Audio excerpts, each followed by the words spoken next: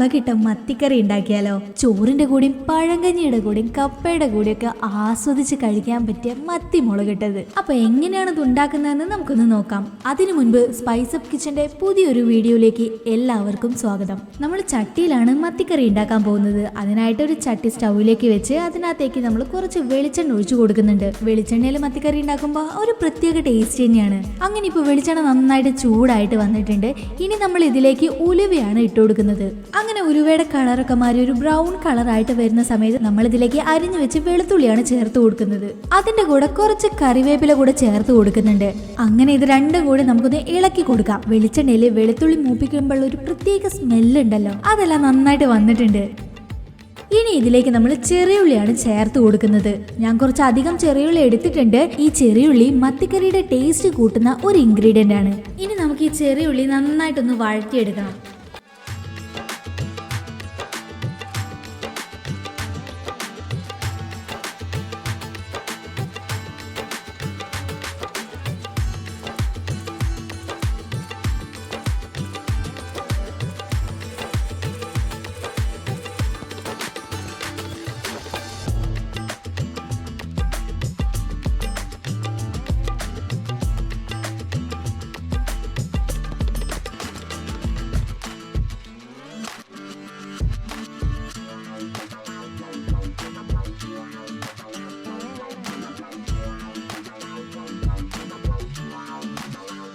അങ്ങനെ ഇപ്പം നമ്മുടെ ചെറിയുള്ളിയുടെ കളറൊക്കെ മാറി വന്ന് നന്നായിട്ട് വഴന്ന് കിട്ടിയിട്ടുണ്ട്.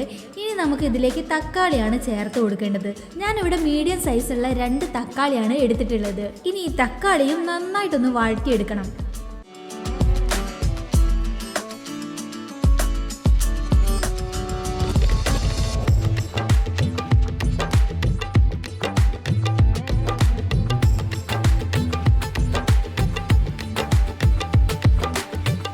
അങ്ങനെ ഇവിടെ തക്കാളിയും ചെറിയുള്ളിയും എല്ലാം നന്നായിട്ട് വഴന്ന് കിട്ടിയിട്ടുണ്ട്. ഇനി നമുക്ക് മസാലകളാണ് ചേർക്കേണ്ടത്.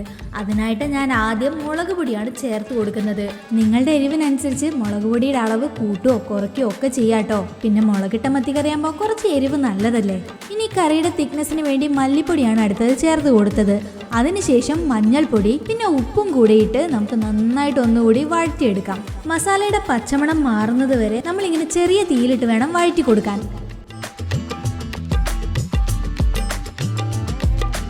അങ്ങനെ ഇപ്പോൾ മസാലയുടെ പച്ചമണമെല്ലാം മാറി നന്നായിട്ട് ഇളക്കി യോജിപ്പിച്ച് കൊടുത്തിട്ടുണ്ട്.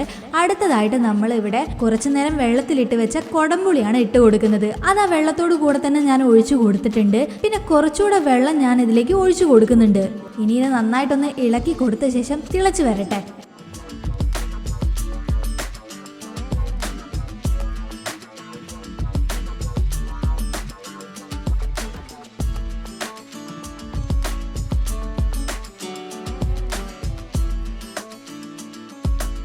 അങ്ങനെ നന്നായിട്ട് തിളച്ച് വന്നിട്ടുണ്ട്. ഇനി നമുക്ക് ഇതിലേക്ക് മത്തിയാണ് ഇട്ട് കൊടുക്കേണ്ടത്. മത്തി നന്നായിട്ട് ക്ലീൻ ചെയ്ത് ഞാൻ 2 സൈഡിലും വര ഇട്ട് കൊടുത്തിട്ടുണ്ട്. എന്നാലേ കറിയിലെ മസാലയെല്ലാം നന്നായിട്ട് മീനിലേക്ക് പിടിക്കുള്ളൂ.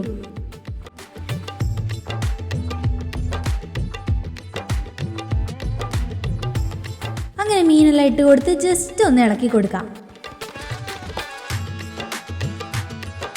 ഇനി മത്തി ഈ ചാറിൽ കിടന്ന് നന്നായിട്ടൊന്ന് വെന്ത് വരട്ടെ.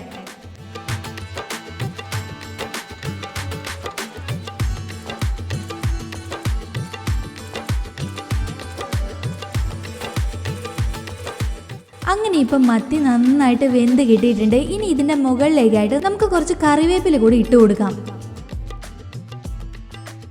ഫൈനലി നമ്മുടെ മത്തി മുളകിട്ടത് റെഡി ആയിട്ടുണ്ട്. കുറച്ച് കപ്പ എടുത്ത് അതിന്റെ മുകളിലേക്ക് ഈ കറി അങ്ങ് പാർന്ന് കഴിച്ചാലുണ്ടല്ലോ വേറെ ലെവലായിരിക്കും. ഈ ഒരു വീഡിയോ നിങ്ങൾക്ക് ഇഷ്ടപ്പെട്ട് കാണുമെന്ന് പ്രതീക്ഷിക്കുന്നു. ഇഷ്ടപ്പെട്ടിട്ടുണ്ടെങ്കിൽ നമ്മുടെ ചാനൽ ഒന്ന് സബ്സ്ക്രൈബ് ചെയ്ത് സപ്പോർട്ട് ചെയ്യണേ. അപ്പോൾ മറ്റൊരു വിഭവമായിട്ട് അടുത്തൊരു വീഡിയോയിൽ കാണാം.